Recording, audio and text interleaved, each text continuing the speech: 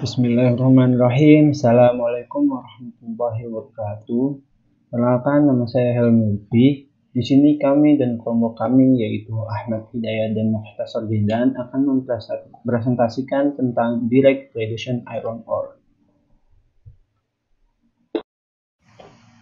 Outline yaitu konsep reduksi biji besi, proses, aspek termodinamika, dan kesimpulan. Jadi di kami di sini akan menjelaskan konsep direct reduction iron. Secara definisi, direct reduction iron merupakan suatu proses menghasilkan besi metal dengan mereduksi biji besi ataupun bentuk senyawa oksida lainnya di bawah temperatur lebur setiap material yang terlibat di dalamnya. Feynman 1999. Di sini terdapat kata reduksi biji. Reduksi merupakan proses pelepasan sejumlah oksigen yang terikat pada biji besi sehingga didapatkan Fe logamnya.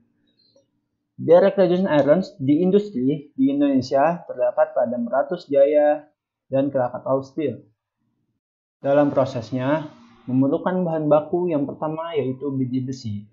Secara garis besar, pemurnian biji besi dimulai dari crushing, yang dilanjutkan dengan screening, washing, dan aglomerasi dengan tahapan. Screening washing sendiri merupakan penghancuran menjadi partikel-partikel halus atau serbuk. Nah, selanjutnya, pemisahan dari kotoran dengan magnetic separator atau proses lainnya. Yang dilanjutkan dengan pembentukan biji besi menjadi pelet, dan yang terakhir pemanasan pelet pada suhu 1300 derajat Celcius agar pelet menjadi keras. Dan yang kedua bahan bakunya adalah reduktor. Reduktor sendiri dihasilkan melalui pemanasan gas alam cair dengan uap di dalam suatu reaktor dan menghasilkan produk sponge iron. Selanjutnya adalah mengenai teknologi proses. Direct reduction iron terbagi menjadi dua macam yang didasarkan pada jenis reduktor yang digunakan. Yang pertama ada reduktor yang menggunakan gas alam atau gas base. Yang kedua ada reduktor yang menggunakan batu bara atau coal base. Contoh dari proses gas base yaitu Midrex, Hill atau Energy Run dan juga Finmet. Contoh untuk yang menggunakan batu bara ada rotary kiln dan juga rotary hearth furnace. Pada gambar menunjukkan jenis furnace yang digunakan. Untuk reduktor yang menggunakan gas terdiri dari tiga yaitu batch furnace, shaft furnace, dan fluid bed furnace. Untuk shaft furnace sendiri disebut dengan tanur poros. Untuk fluid bed sendiri adalah tanur silinder yang tempat terjadinya distribusi gas ke perapian. Untuk reduktor batu bara menggunakan dua furnace. Yang pertama rotary kiln, yaitu silinder berbentuk horizontal dengan arah putaran seperti ini. Yang selanjutnya ada rotary hearth, yaitu furnace berbentuk silinder pipih dengan perputaran seperti ini. Contoh dari shaft furnace yaitu ada Midrex dan juga Hill atau Energy Run. Untuk contoh fluid bed yaitu ada Finmet dan juga Finlex. Selanjutnya adalah proses pengolahan. Proses pengolahan yang kita gunakan adalah proses Midrex yang terdiri dari tiga komponen utama. Yang pertama ada shaft furnace, yang kedua ada reformer, yang ketiga ada cooling gas system. Shaft furnace sendiri disebut dengan tanur poros, sedangkan reformer adalah tempat pembuatan gas atau tempat recycling gas. Di bagian reformer terdapat nikel katalis berbasis khusus yang akan beroksidasi dengan gas alam dan menghasilkan gas H2 dengan CO yang akan digunakan untuk mereduksi biji besi. Gas H2 dengan CO akan mengalir ke furnace melalui pipa-pipa Bastel dan juga pot-pot di bagian bawah zona reduksi dengan suhu 760 derajat Celcius sampai 920 derajat Celcius. Gas H2 dengan CO juga akan mengalir dari shaft outlet furnace menuju scrubber. Di bagian scrubber ini, gas akan didinginkan dan dibersihkan dari debu. Dan juga kita bisa menginjeksikan metana atau hidrokarbon lain untuk mengatur tingkat karbon yang sesuai kita inginkan.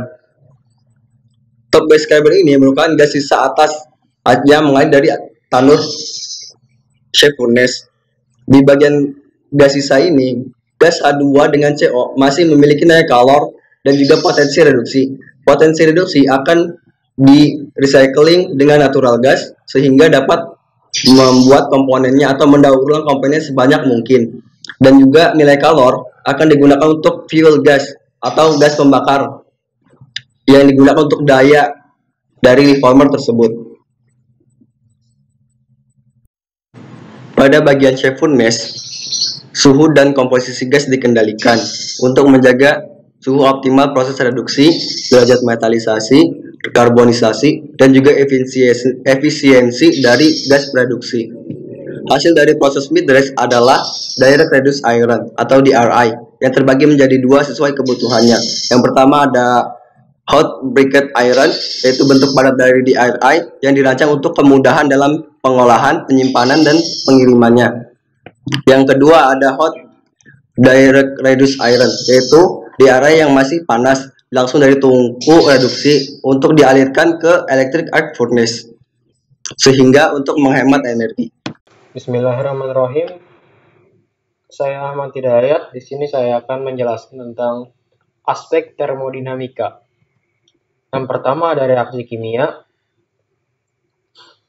Jadi reaksi kimia yang terjadi pada direct reduction adalah 3Fe2O3 plus CO atau di sini hematit bereaksi dengan CO, maka akan tereduksi menjadi magnetit Fe3O4 plus CO2. Dan selanjutnya ada Fe3O4 atau magnetit bereaksi dengan CO membentuk ustit plus karbon dioksida. Dan selanjutnya ada ustit bereaksi dengan CO membentuk Fe plus 6CO2, atau secara keseluruhan reaksinya menjadi 3Fe2O3 plus 9CO menjadi 6Fe plus 9CO2. Jika dilihat secara eksotermis atau endotermis, dua reaksi awal merupakan reaksi eksotermis.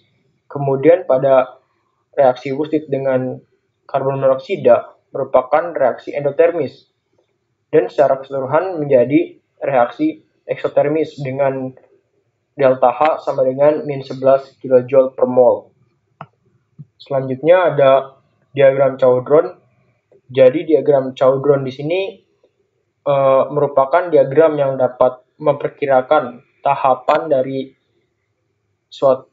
dari produksian, mulai dari hematit menjadi magnetit, lalu kemudian menjadi FeO atau wustit, dan yang terakhir menjadi Fe, sesuai dengan temperatur dan juga persen CO. Kita ambil contoh di sini Fe3O4 atau magnetit ingin berubah atau ingin tereduksi menjadi FeO, maka harus melewati garis ini. Dan garis atau kurva ini berkaitan dengan persen CO dan temperatur. Selanjutnya ada Ellingham diagram. Jadi Ellingham diagram ini kita dapat memperkirakan suatu zat yang kiranya dapat mereduksi dalam hal di sini, dalam direct reduction di sini, zat yang kiranya tepat untuk produksi biji besi. Dan di bagian vertikal itu ada minus delta G atau energi bebas Gibbs. Dan daerah horizontal merupakan pengaruh temperatur. Dan jika dilihat di sini kita bisa mengambil contoh CO2 yang di sini dapat mereduksi contohnya di sini